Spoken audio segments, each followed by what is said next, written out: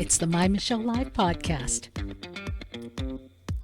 Looking for the God story and news of the day. My Michelle Live News and Views.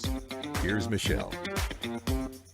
Thank you, big voice guy. I am here with you today in News and Views, looking at the news of the day, unspinning it, and looking for a message of hope that we can hopefully find in there somewhere. And I think there is today. Here's a question for you. What do you think about China? You think we're already at war with China? You've heard of the Cold War. Now, the Cold War is supposedly long past, but are we in a silent war with a superpower that is battling to weaken us, to overtake America through economic warfare, through trade abuse, technology theft, biological warfare, cyber espionage? Could it be? Today we're going to dig into it, and we are calling it by this book's name, which I think that every person should look into this book. If you have questions about China, you're going to want to know about Pandemonium, China's global strategy to cripple America. I'm joined by Maxine Albert. Now, Maxine in herself, amazing. We got to talk for a few moments before the program today. She's a columnist. She's been a columnist for Elle Magazine, a leading public speaking consultant. She's been featured in Glamour, Cosmo, The Washington Post, Wall Street Journal, Business Insider, CNN, HuffPost. I could go on. But she also has the distinction of being a longtime partner of the author of Pandemonium, Curtis Ellis. Now, Curtis passed February of last year, but he left behind a wake-up call for you and I. Maxine, thank you, first of all, for carrying on that wake-up call and not letting it just pass away, but to carry that flag. And thank you for joining me today. Thank you for having me and giving me this great platform for this very important book. There's been a lot of headlines with China, concerns over invasion of Taiwan, Balloon Gate, of course, concerns about dollar destabilization, TikTok fears. So as we look at the headlines with China, and I ask the question, are we in a closed mouth war with China? What say you? Okay, that's a great question. So let me first say that I'm here to talk about Curtis Ellis's book. And Curtis Ellis was a long time truth teller about China. For decades and decades, he talked about China as America's number one enemy by their hostile acts and economic warfare, that they decimated our manufacturing, took 3 million jobs. And he saw early on that China was trying to bypass the U.S. and gain global primacy. And Curtis was an economic expert and trade expert. He worked in the Trump administration. He was a trade advisor. And he started writing this book, Pandemonium, before his illness. He passed of cancer. He never stopped writing it. He never, no matter what the challenges are, because he loved America. He loved his country, and he wanted to warn American citizens about the truth about China.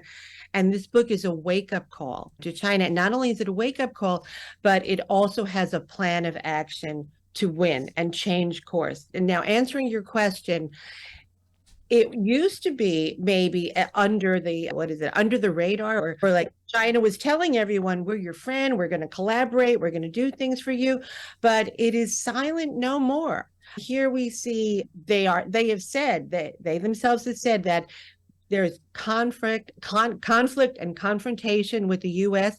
They are going to take Taiwan, bigger navy than we do. They have the biggest army. They have a huge propaganda machine, and the U.S. is funding it. We've created them. And Curtis Ellis, in this book, he said the first wake-up call was COVID, when we all of a sudden we realized, wow, we don't have pharmaceuticals, we don't have medicine, because our number one adversary has our supply chain. And we didn't do so much about that. But our number two, the wake-up call, was all of a sudden a guy in Montana looks up at the sky and sees a Chinese spy balloon that's been hovering over our missile silos, taking pictures in real time, sending them back to Beijing. Now, that's a wake-up call. And Curtis Ellis would say there's nothing new about this. They've been doing this all the time. And in that brazen mission of just sending a spy balloon here, they also took notice of our reaction. And what did we do? We let it stay here for 3 days. 3 days. And first the thing was, oh, it's not a spy balloon. It didn't do anything. Pentagon put out a statement this week that said, yes, they sent back images in real time. So it's not so silent anymore. Yesterday, President Xi said, we are ready for war. The military is getting stronger, so it's not silent. They are our number one enemy. And 2 weeks ago, for the first time, the Joint Committee on China, the Select Committee on China, the House of Representatives was formed. Both Democrats and Republicans finally said, China is our number one enemy. We have to decouple from China. We have to do it now. We need a strategy. Here it is in this book, Pandemonium by Curtis Ellis. So the question, Michelle, is, will the government listen? Will the government listen? Are they just saying it, or will they listen? Let me just get this straight. Democrats and Republicans agreed on something. And that shows you how big this really is. This really isn't by any means of sense of the imagination, some kind of conservative conspiracy or left-wing lunacy. This is truly something that both parties are saying, wait a minute, there's something happening here. But the scary thing is that we've funded it. So it would seem that China is indeed fascinated, if you might say, with world domination. And maybe I'm fascinated by the psychology. Maxine, what is behind it? What is it that drives China to not just be, okay, you're a superpower, good for you, but to really want to bring down the Western civilization as we know it? They're very smart. They're very strategic. They've always thought of themselves as the number one people, and that they were destined to be that. And the way to do that is to bring down America. And President Xi wants to do this while he's in office. They want to control not only the whole region around them, but the entire world. And one of the ways to do this right now, they're working on changing the American dollar as not being the main currency. They want the Chinese yuan to be that. If that happens, we will be like a second world country. They also see that, wow, this is pretty easy to do. Washington sleeps and America's funding us, and we've given them trade status to pay lower money. So they've got a free pass. It was until Trump came in and called out the truth about what they're doing to us. So I figured, why not do it? It's pretty easy. And right now, they are ahead of us in every way. Technologically, we're funding them economically as they build up and we get weaker. And also, the name of the book is Pandemonium, China's global strategy to cripple America. Curtis Ellis saw the way to do this for China was to create chaos in our country and chaos in the world. So there's certainly no time that I remember of bigger chaos of what's happening inside our country than now. Oh my goodness, no. and we're doing their work, and also we are letting them erode our status in the world. They look at us now and go, "You're telling us to like what democracy is." So they're looking at us. The world is looking at us. France now is going with China. So we are not doing the thing that we need to do. Will, you have touched a bit on COVID. That's biological warfare, so to speak, if you really want to look at it from that point of view. Messing with the dollar, some of the political issues, the balloon gate. But if you talk about chaos, for some people, we might need to connect the dots. What are some of the other fronts that China's attacking us on? Okay, so first there's the economic warfare with our trade issues, that they get stronger and stronger. They had the best manufacturing numbers in 10 years, and we have our manufacturing decimated. We have not only that, but when you have people who don't have jobs, and there were 3 million jobs that were taken because of China, and we let them take it. China took it. These people had no say in it. That now there's hopelessness in the country. The biggest cause of death between Americans 18 to 45 are opioids. And most of that is fentanyl that comes from China through Mexico, but it comes from China, and they know what they're doing. They've also infiltrated our country as far as communism, not being able to say things. The movie industry is now being controlled by China. We have parks in China, entertainment parks, and movies are there, so you won't find any truthful thing about what China is about, what Hong Kong is like. The NBA can't say anything, won't say anything. The colleges also, there are more Chinese American students from China than from any other country. They pay more money, and so what happens is that now you can't tell the truth on campuses because it says, oh, you're offending me. Chinese lobbyists have come in and lobbied our think tanks. There are Confucius universities that are fronts as like Chinese language things, but it's also Chinese propaganda. And just 2 weeks ago, the chair of the House Select Committee on China, Mike Gallagher, held a rally in New York, in Manhattan, around a former Chinese police station that they've set up in our country to monitor Chinese nationals and also to distribute propaganda. And the FBI knew about that. So you're surprised, I could see by your face. So was I. Yes. So it's all of these things that we keep getting weaker and they're getting stronger. And the problem that I'm seeing, Maxine, is we don't have a fair exchange of ideas anymore in America. That's been ceased. So for me, I don't have a problem with Chinese nationals coming to our colleges and universities. Come to America, see how we live, experience democracy, because when there is a fair, open debate, democracy wins out. You don't see a lot of people defecting to communist countries, right? People risking their lives to come to America. Democracy really doesn't, even capitalism without corruption, because everything's corrupt anymore and everything eventually gets corrupt. So I don't want to talk about it as though capitalism is just this wonderful thing. It is wonderful, but human nature can mess up anything. But yet it is the most freedom loving, anyone can achieve anything setup that there has ever been in the history of the world. Lovely. That's great. It wins out. But if there's not a free exchange of ideas, we do not get to have an influence on China. We do not get to grow from even each other. And here's my question. I found that we are woefully ignorant, let's say, about a lot of things, oblivious to what China is like, the mercilessness of the CP, the U.S. education system, the media have erased any reference to that from our cultural consciousness. In fact, Democrats recently stood against the teaching history and the dangers of communism because they said, oh, no, it's racist. You may offend somebody that is of Asian descent. So in doing so, we're not having a conversation, and we're graduating an entire generation of kids who are ignorant to the history and the atrocities and the dangers of communism. Exactly. And to your point, Michelle, Curtis Ellis, not against the Chinese people, it was against the Chinese Communist Party and its teachings, which they do this to their students. They do this, they silence, there's no freedom there. That's why people will stand up and protest and lose their lives and be run over by tanks because they want the truth. Exactly.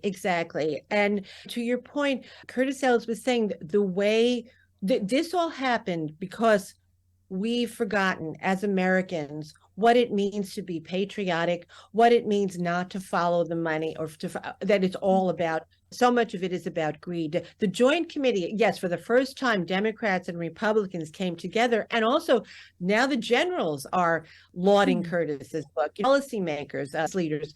But they said, oh, both Democrats and Republicans, we underestimated China. We didn't realize that. So to your point, maybe and Curtis says in this book, maybe they underestimated China because China has a very good propaganda machine, okay? Or was it that Washington slept, but did Washington sleep because China came over, their money, their lobbyists lobbied the government officials, And it was like, And well, they're you know, making money. Oh my goodness, it you're costs making money. money. And the corporations said, oh, it's so much easier to build a factory in China with slave labor. We will forget about the American. I don't care. I'm getting money. I'll get rich with this. I don't care that an American has lost their job. Yeah. And Wall Street funded so many companies with China and also the American public. Like you said, to your point, we were not educated what it means when you buy made in China. In China means that it's made by a child, slave labor. You've taken a job away from a family, from a man for a woman. And so what happened is, like, over time, we've become more into money and we've forgotten what it is to be patriotic. Curtis Ellis, in the book, he calls it the virtuous cycle, that there was a time when someone could work for, let's say, Ford Motor Company, and you could have enough money to pay for the food on your table, to send your kids to whatever school they went to feel proud about things. And we've forgotten that that same person who doesn't have money, who doesn't have a job, can't buy things. And we've forgotten the virtuous cycle. And also, Curtis goes back in time to the beginning of our country and says that he connects economic and political independence together. That's we separate a beautiful point, Maxine, because history repeats itself. And here in the founding, in Pandemonium, I love how he points out that there was a British rule and it was a globalism that took away people's rights. You could no longer have the benefit of what you produced and what you grew and what you built and what you made. And so the United States stood against it, and that's the forming of our country.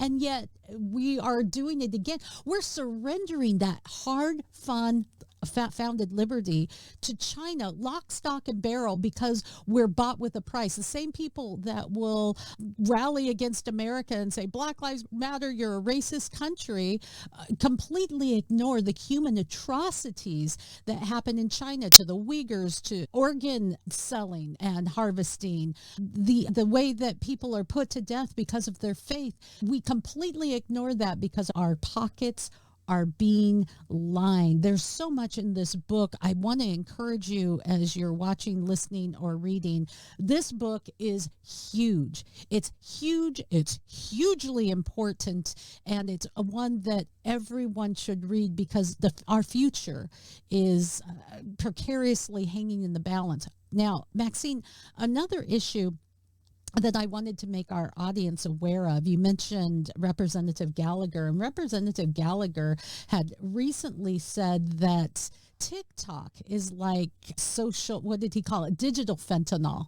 And recently, the CEO of TikTok, Xu, if I have that correct, testified before Congress, and he called it a harmless platform that presents no threat to American youth. Yet, from all that we could research, TikTok isn't even allowed in China. They have a companion platform called Douyin, and users under 14 are limited to 40 minutes per day and are shown only selected educational content, while American youth are bombarded with hypersexualized, violent, and dangerous viral challenges. That's what we're running into with TikTok, among other problems. Exactly. And to your point, Michelle, TikTok, they've already found out, and TikTok doesn't deny it, that they kept tabs on a journalist. That they're keeping tabs on a journalist. They keep tabs on us. Like with the balloon, going back to Balloongate, China first said, oh, it's not a spy balloon. Why do we believe anything they say? Anything they say. And with TikTok, they said they've been trying to find ways, because it's so profitable, yet they won't keep it in their country because they know what it really is. And as Curtis Ellis would say, it's a way of espionage, keeping tabs on us. They said if it's owned by America, by an American company, then we won't be able to. But all the experts said, when you have information that's out there on the web, it's out there. Oh, so and TikTok, I have a list. Just another way of doing this. And the other thing was that when you were talking before about our country and what's happening, we became the greatest industrial power in the world based on the American way. And then we went far. We completely lost our way. And this book gives a way to get it back. And Curtis Oh, yes. gives a new Declaration of Independence, which I is an want- economic declaration of independence, because how can we be dependent on our biggest enemy for our supply chain, for our medicine, for our electronics, for everything, for Yeah. everything. And Curtis gives a plan in here to identify, incentivize, do that, but we all have to unify to do that and not be guided by money. I want to get to the cure in a moment. And I wanted to also, for our audience who are not getting this information in the news in many cases, and a lot of our leaders have been very soft on TikTok. We've had Teachers Association saying, I use TikTok and my teaching has been enhanced. But what you don't realize is that your purchase information, this is a partial list. I'm sure you know this, Maxine, but for the benefit of our listeners, purchase information online, payment credit cards, billing, shipping address, passwords, activities on other websites and apps or in stores, including products or services that you have purchased online or in person, your keystroke patterns and rhythms, your IP address, biometric identifiers such as face print, fingerprints even at times, and voice prints, all have been gathered by TikTok on you. What could possibly go wrong? A lot of things have gone wrong. And as you mentioned in the book Pandemonium, thankfully it's not just citing all of these problems that we've brought to our audience attention, Maxine, but also showing that there's a way to redirect American thinking and to reestablish our global strength and independence from China. Let's talk briefly about that, because we can only go so far. You got to get the book, my friend, but we'll give you a little bit of a tease. Yes. And the thing about TikTok, all I have to know in my answer to that is they don't have it in China because they know what it does. Okay. But the thing is, so Curtis Ellis gives a blueprint to change things. And it's not to not be capitalistic, not to not make money. It's to prosper and thrive and rise again. And the first thing is people are saying, we've got to do this. We've got to do this to deter China. But Curtis Ellis said, you can't do this. And it has to be a whole plan to cut off the money, because we've created the monster. We've made them this great economic and military power. We've got to stop feeding the dragon. So one of the ways that he says is first to identify industries that you absolutely can't make things in this country. So take them from China and maybe bring it to Mexico or to South America, where we bring it closer and we're cutting off their money. And then we identify our supply chains that are either things for our security. China is still using their alloys for our supersonic jets. It's totally crazy. We identify things like security, medicine, pharmaceuticals, and we start bringing our supply chain back so that we're not dependent on them. Because when they go to war with Taiwan, and they could cut off our pharmaceuticals tomorrow. They could cut off our medicine tomorrow. They have batteries. So we need to start bringing the supply chain back, maybe by incentivizing, giving rewards to patriot companies. But there's a whole blueprint in here. And Curtis Ellis says it's no accident that the time that we were the strongest country in the world, we had the highest tariffs to protect us. So it's bringing our supply chain back, not depending on our enemy for the things we need right now, and doing it everywhere. The government, the corporations, Wall Street, and citizens. And it's all in this book with the new Declaration of Independence. We're going to talk in a second about how you can get the book, but we have to have a short commercial. What if there were a secret to getting your voice heard? How would that impact your career, your relationships, your dreams? Do you know that you have a superpower of communication inside of you waiting to explode? What if you could master that power and impact the world with the passion inside of you? What would your world look like then? Learn more about your superpower and how to overcome your kryptonite. At findyourvoice.fun, you can find the books, the masterclass, the coaching that can help you be the super voice you were meant to be. findyourvoice.fun. That's findyourvoice.fun.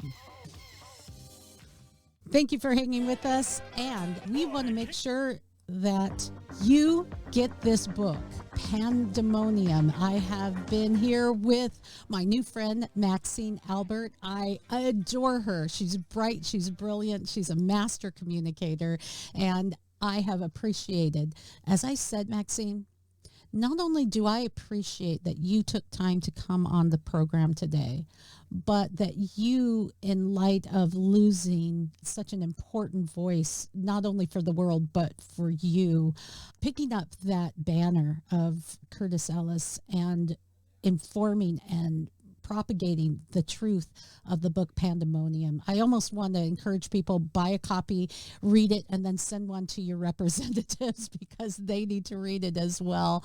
And it's available just about anywhere you can get a book. So I encourage folks to pick it up. You can get links everywhere that you are listening, watching, or reading this program. And Maxine, thank you so much for joining us today. Thank you. I just want to say it's available on Amazon and Barnes & Nobles, and thank you for giving a platform to this very important book, Michelle. And thank you for listening, watching, viewing. Don't forget to share and tell the world. God bless. More news and views at mymichellelive.com.